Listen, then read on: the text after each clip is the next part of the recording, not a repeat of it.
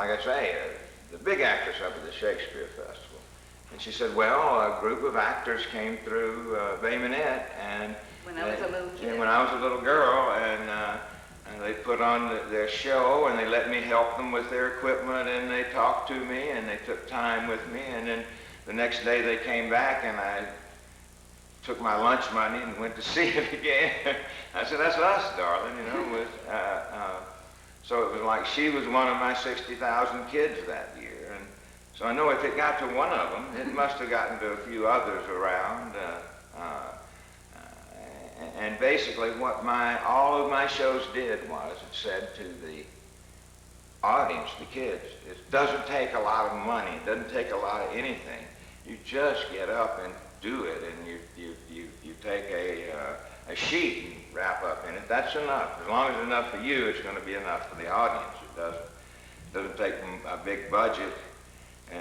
It can be like an organic show. I was about to say, we learned that. That's right where we came from. I mean, that was it. It's the idea of the performance that's important. Yeah. And it was never money, but there was always that pitching in spirit that everybody, you know, the mothers would make the costumes or whatever, and everybody took part. And a thing that I think is valuable in relation to theater is that idea that if theater were in a school situation, everybody should have a chance to play that pretty lead. Sure. And if you start giving that same part to the same little girl as she grows up, she gets the idea that she's really hot.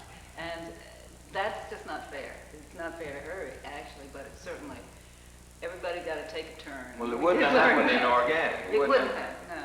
And it didn't. And our plays were kind of homemade. We would make them up or things like that. And in fact, Mark Taylor was one of the people that said, you can write as good a play as we could afford to order from the publishers. A non-royalty play, it's not worth ordering. You write your own. And our older sister was very influenced by that, and she was writing plays every other week and putting them on, making all of her classmates see them. Which that's where we got that, I guess. Well, we say we got that from her, but she got that from organic. Yeah. You know, that she was permitted to do it and encouraged to do it. It's more than that. It's like, this is your thing. And the idea that, all right, what do I do in this world? You know, one of the things that we're talking about is some of the people that have made success in the world of business, in the world of where things are gauged by what size your bank account is. That's one thing. And a person says, okay, that's what I do. That's what I do. But to say I am an artist, and that's what I do, and my bank account doesn't have anything to do with who I am and that sort of thing is I don't know, that's sort of that's a revolutionary idea. It's a revolutionary idea, and I think it came right out of the school. I think, you know, sitting there under the trees and listening to Miss Ginder read about stories that she picked out for us, and one series was about a young man who was a writer and living off in the woods and trapping animals to earn his little cornmeal every day, and writing his stories. And then one day he sells a book and he's getting a little money, but day after day we'd sit and read about this kid, or we'd listen about this kid and see the pictures go in our mind of, hey, this guy is an artist. That's what he is. I think Miss Ginder picked those books out intentionally. Oh, yeah. It wasn't just an accident. Do either one of you remember feeling any pressure in the life classes to have to learn any particular thing academically?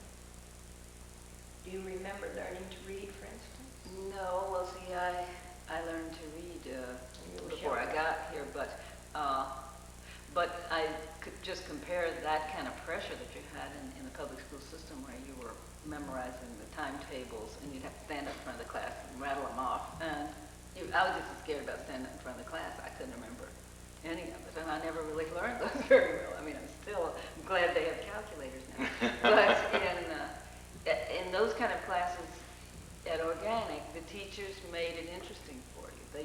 They didn't make it like a punishment. It was, we're going to learn fractions, so we cut this apple in half. devices to let you understand the concept rather